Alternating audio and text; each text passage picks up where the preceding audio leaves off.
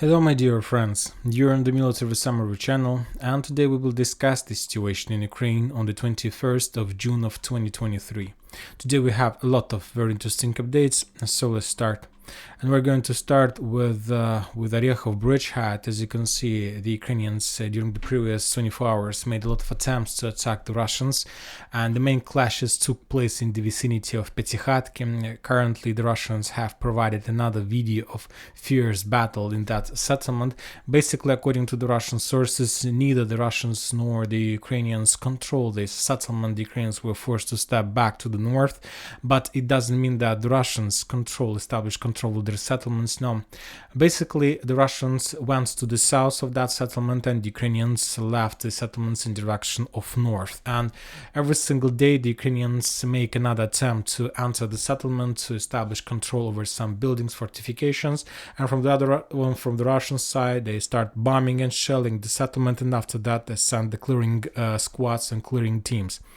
When talking about, for example, Rybar, the Russian military experts, he reported that the control over Piatykhatky was returned to the Russians, but as I understand, this is not correct information, at least at 3 p.m. of the local time. I assume and I believe that this settlement is in the gray zone and neither control this settlement.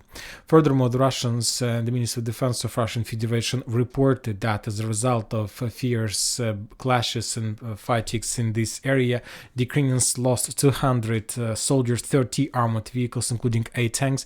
Not just in Piatykhatky, these numbers include the losses of Ukrainians in Orekhov bridgehead and of course on the Vremevka tactical bridgehead as well.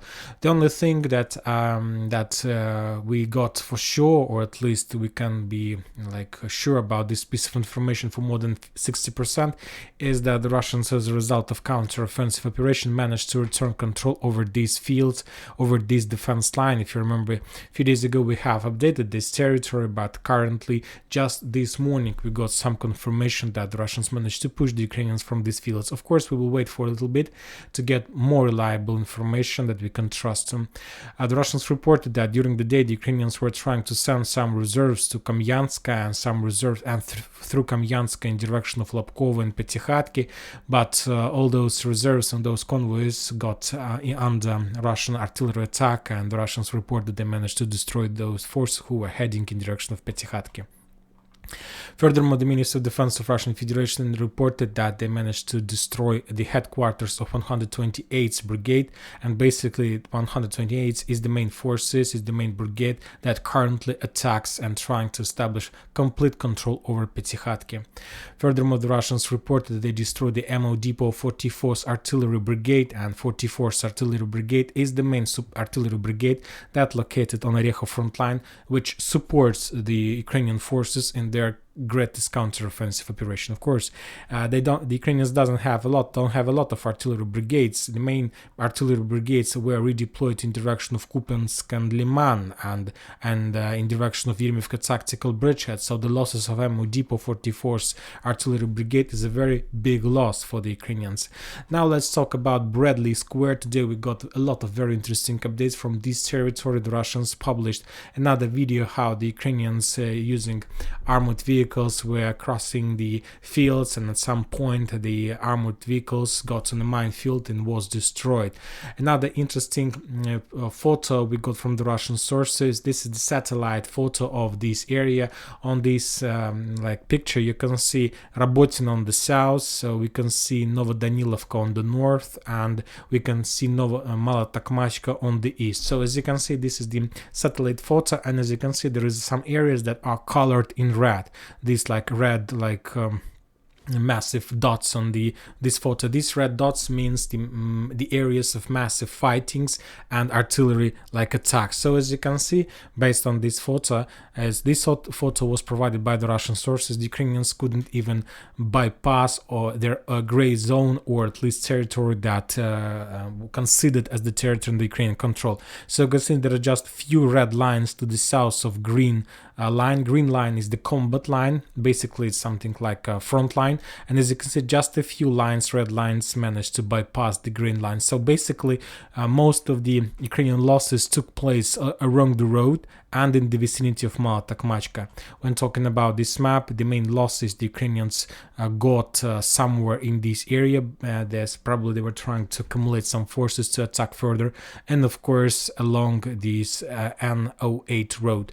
And as you can see one more time, the Ukrainians couldn't even bypass most of the fields, and they were destroyed in this small square between Novodanilovka, Malotokmachka, and Novopokrovka. And all those losses the Ukrainians had during the first phases of this counteroffensive operation from 4th of June till probably 15th of June or something like this. The Russians reported that they attacked Ukrainian reserves in Bilogorovka. The Russians managed to discover and destroy at least 3 commando squads in the vicinity of Mirne, Dorozhnyanka, and Gulay-Polye.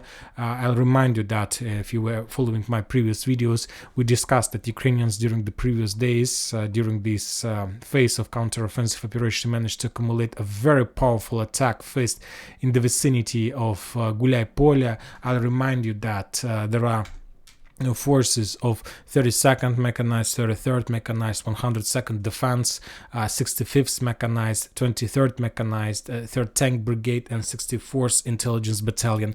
So the Ukrainians are keeping these forces, trying not to involve them in battle, and as I understand, the main purpose of this phase is to attack further to the southeast of this bridgehead. Now we're moving to Vremevka tactical bridgehead. We also got a lot of very interesting updates from this territory. The Russians report that they bombed Ukrainian positions in the vicinity of Livadne, in the vicinity of Urozhaine, and in the vicinity of Novodonetsk. And furthermore, the Russians published very interesting video how the Ukrainians were attacking the Russian positions along this forest line. This video is geolocated. Basically, this video shows how the convoy of Ukrainian forces from Urozhaine and Makarov, Starozhovo and Makarovka were heading in direction of road that connects Rovnopol with, let's say, mainland.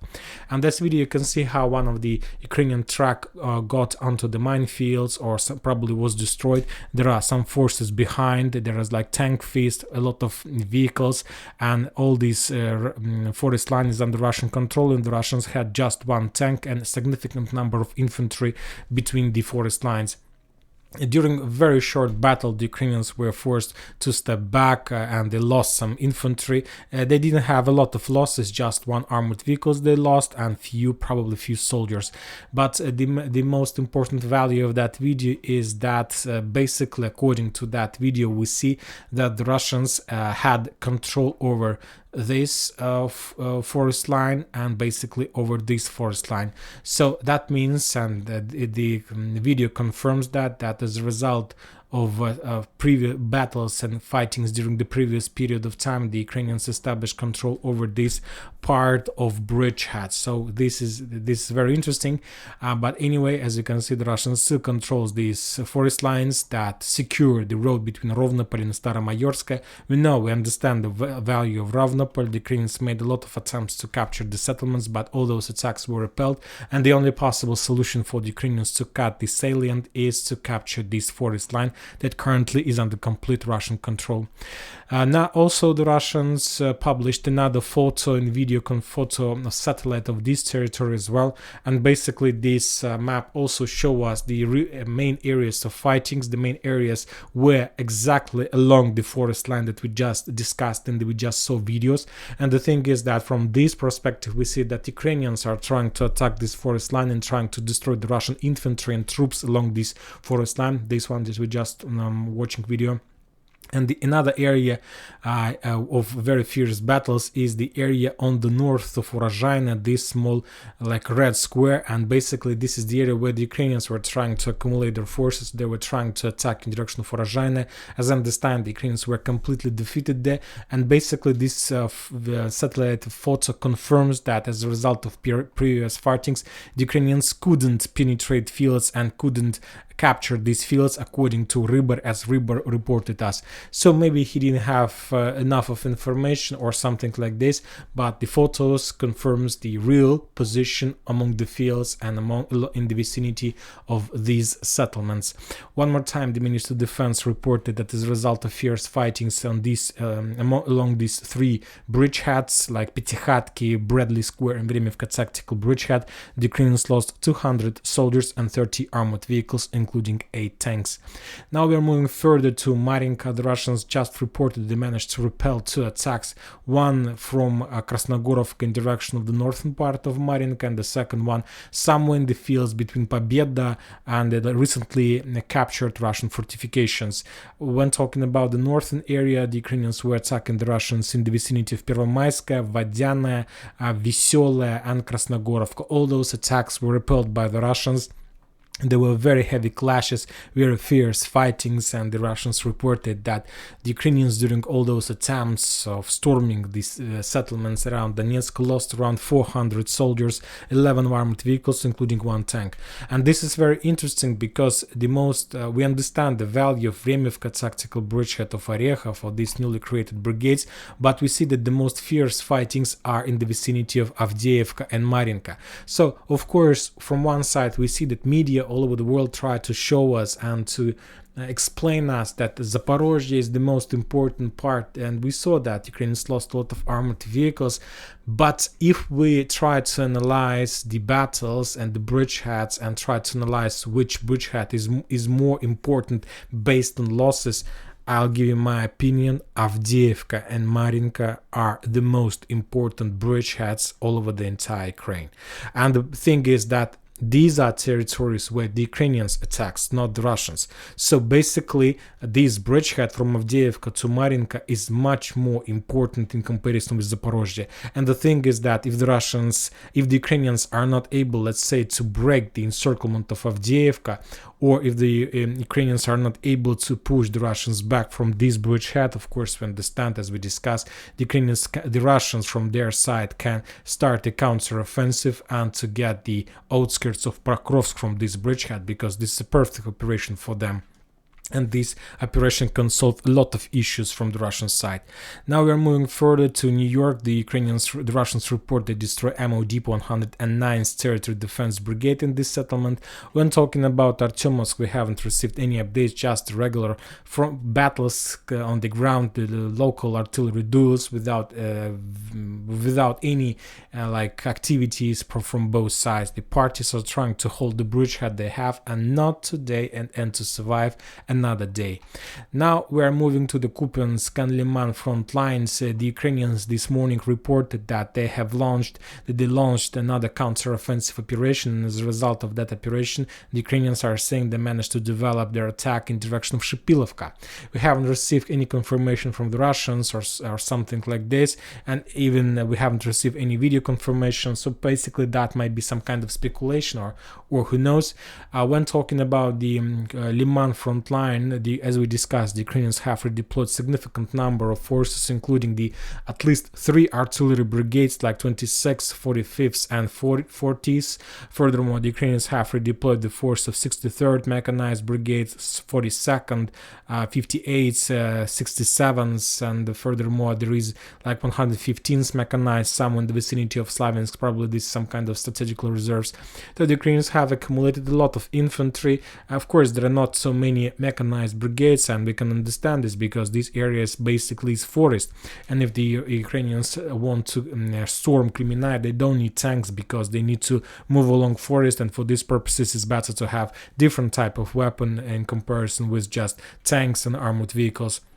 And of course, there are 25th and 66th mechanized. The Russians reported that during the previous 24 hours, the Ukrainians lost 135 soldiers, 7 armored vehicles, and 4 artillery systems.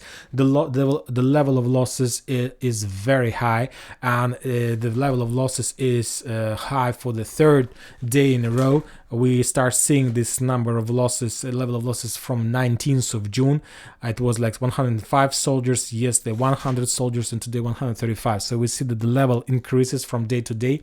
And the thing is that I'll remind you that the length of this front line is shorter in comparison with Zaporozhye and with Donetsk, and if we will recalculate the level of losses based on the length of the front line, I believe that the level of losses on this front line even higher in comparison with Zaporozhye. Of course, there are still a lot of work to reach the level of, let's say, Donetsk front line, but that front line is very big. Don't forget that Donetsk is at least 3 settlements like Marinka, Avdiivka, and Artyomovsk, where we can find very heavy clashes. And when talking about this area, there is just one active zone somewhere between Kremenaya and this Dibrova, this forest, and the clashes there are very heavy.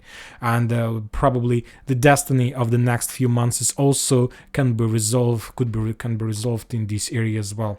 Now we're moving further to Kupiansk front line. There are no changes. The level of losses is the same. The Ukrainians lost 40 soldiers. The regular activity, artillery duels.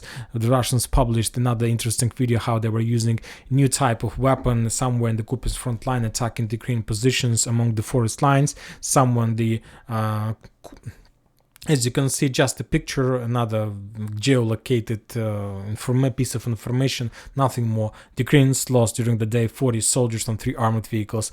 And we will finish with the situation on the ground with the Kherson front line. And today we got very interesting update. For example, the Russian sources published a very interesting video. This is the bridge, and the Russians are saying that this is Antonov Bridge, the Antonov Bridge that was destroyed by the Ukrainians and the Russians during the retreat operation.